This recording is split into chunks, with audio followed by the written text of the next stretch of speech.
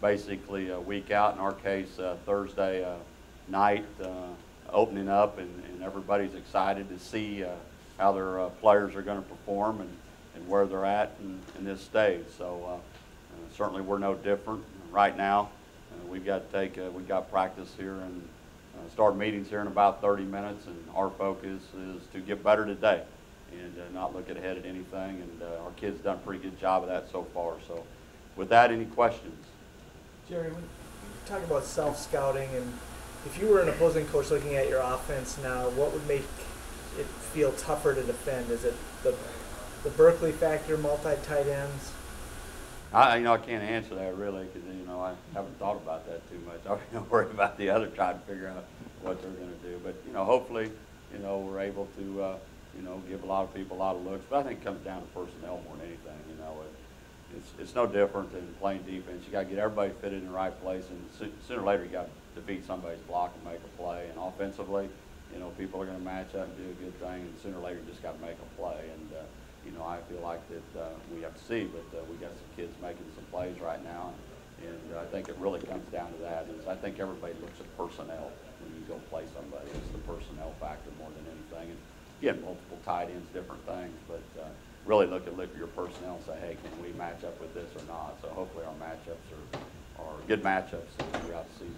I know you guys are getting a couple guys banged up in the grind of camp, and now, about a week out from the game. Are you feeling pretty good where you guys are health-wise? I think anybody's banged up when they come out of camp, and you're going to have some nicks and bruises. And we certainly lost Duke, and that was a critical loss for us. We lost one of our freshmen. So you always, camp's a struggle for anybody, but we're out of camp now, and we're in one practice, and feel like hopefully everybody heals up and is ready to go.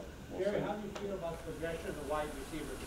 Feel good about it. I feel good about it. I think that kids have worked hard. I mean, the kids that were here last year, a year older, so they're going to be a year better and understand things more. But feel good about the progression, and we still have some young guys that have come into camp that have done some great things, but they got to learn what to do. So we'll be slow with them until they understand what we're doing. But we certainly won't give up on them at this point in time, to redshirt them at this point in time. A couple of them we may, but a couple of them, we may stay with a while to see how they develop. I know you put Jonah slotted in to where Ben was when he went down. Are you at a point that even if Lauer does get healthy before the first game, is it now Jonah's spot to lose, just in terms of the competition that you guys have at tackle? I'm not really going to get into that too much. I mean, Ben Lauer's our starting left tackle. He got hurt, and we'll see how he comes along. Josh Campion was our starting right tackle.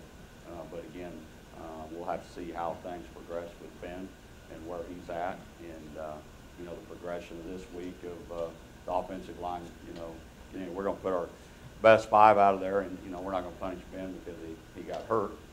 But I would tell you we're going to need depth at those positions where we're at. And, we played left tackle. We played towards the end of the season. We played 2 people, and more like the defense. And we'll probably play 7 or 8 kids up front. I think we have to as we go. But we'll just have to see. We'll see how they handle it, this week, getting into game week, and see how it goes throughout the game. But we're not going to announce anything like that until, we feel like they're all going to play, of those particular guys, those 3 young men.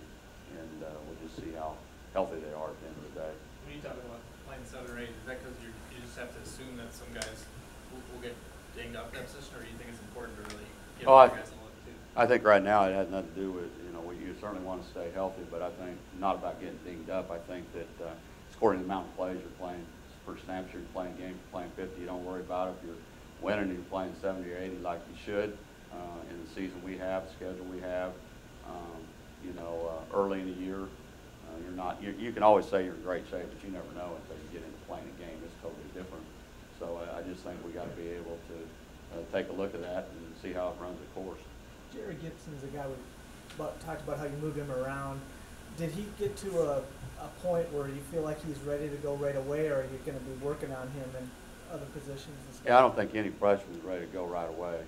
I mean, they'd be unique freshmen if they are. You throw some of them out there and just see what happens, early. We haven't made that decision yet. He's certainly going to be working with us this particular week, but just say he's going to run out there and play today. I don't think that we would do that at this point in time. We'll see how he's progressing. I haven't talked to all those kids at this point in time, you know, visit with some of our freshmen exactly where we're at. And I don't, you know, right now I've never done that at this point. We will here in the next few days, but again, we got some work to do, and we'll see how that comes out. But he has played a lot of places, but he's dead. You know, our young people are dead-legged. They got a lot of repetition through camp, and they're dead-legged right now. More importantly than anything, we got to get our legs back. So that's more important to me than anything. Then you can really truly evaluate somebody. But we got a big learning curve when you come in on both sides of the ball. So he's got a chance because he's a smart kid. I will say that. An opportunity for him to present himself in the game. Would you like to play another quarterback just to get him some experience? You have a couple redshirt freshmen behind Mitch. Yeah, I haven't thought about that far. You know, I really haven't. I mean, is that I'm more importantly is keeping the one that's number one being healthy. So, you know, beyond that, something, you know, we need to give him a break or something of that nature. We've done that before, but right now our plans are, you know, Mitch Leitner's the only thing we're thinking about this time. We're getting those other ones ready to be ready to play if needed, you know. So we'll see. Has anybody separated himself behind Mitch? Oh, there's no question. Chris Streveler's our number 2 quarterback. There's no question about that. You talk about personnel on offense. How do you kind of assess this personnel compared to your teams here? Here? Yeah. Oh, I think that, you know, we're certainly deeper tight end. We're deep at backs. We've got different kind of backs.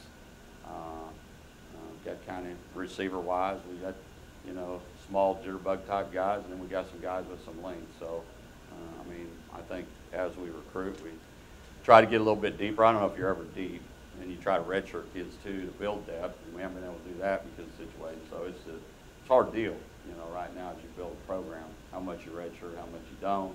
Kids want to play immediately, so it's a different world. But as far as personnel-wise, is that I just think we're able to be able to do different things from each week, but really stay in the same thing we're doing. But we can certainly do some things formational-wise with different people.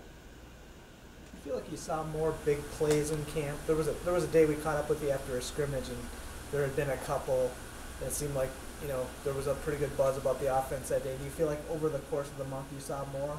Yeah, I think, you know, I've seen big plays in the past, but you got to do them in the game. You know, I think that we've got guys that can make big plays, but they got to make them in the game. We made them in practice. Defense made some big plays too on both sides of the ball. But I think for us to be successful is that we'll have to have big plays in all 3 areas.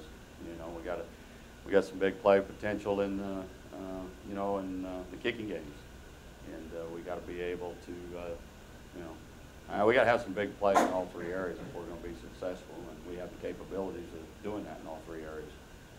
Do you think your defensive line is better than last year?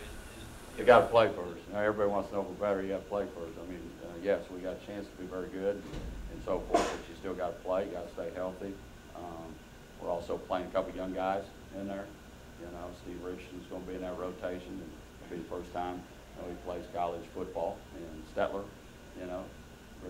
had a heck of a camp. We'll get opportunity to play as a freshman and so forth. And it's a lot how they, again, as the season goes, it's like, hey, we'll get better, but we'll have some young ones in there. But I think we got, potential to be very good. We expect to be very good. We really do. And but we'll find out the opening game because of the personnel we're going to play. Mitch was saying that Donovan's a guy who he's seen a pretty good progression even since spring ball. Is that what the coaches are saying too? Did you guys see a lot from him this camp? Yeah, he had a good camp. Yeah, he had a good camp. I think it's the best that he's been playing. Hit the wall a little bit. Let's see, what day is it? I don't know. What is it? Saturday. Would have been Thursday. Hit the wall a little bit. And but you're going towards the end of camp, and we got to get his legs back. But yeah, he's had a good camp, no question about that. And I think Mitch has got some confidence in him. But I'd tell you, the guy's had the best camps KJ made, without a doubt. There's some chemistry involved there, and with Donovan and Drew Woltorski, Isaac Frichte. I mean, there's some chemistry there. They've thrown a heck of a lot of football, so they've worked hard at it.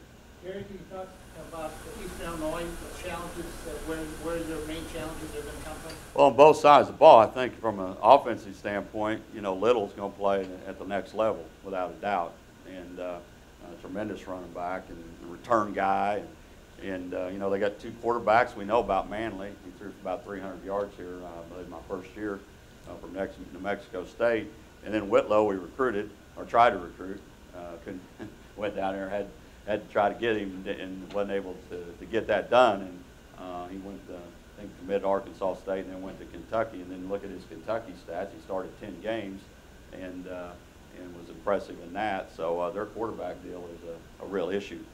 You got one that throws it. You got one that throws it a bunch. You got one that can run it and throw it. He transferred there because he wanted to play quarterback. So athletic dude. Very gifted, so that's an issue. And then receiver-wise, Adam Drake is a heck of a receiver. They got a great receiving core. They go fast huddle. You know, we're going to see 7 games of it, and you know, this will be the opening of it. You know, the guys are going to know huddle and do it. But their personnel's good, and they got veteran coaches, but their personnel's very, very good.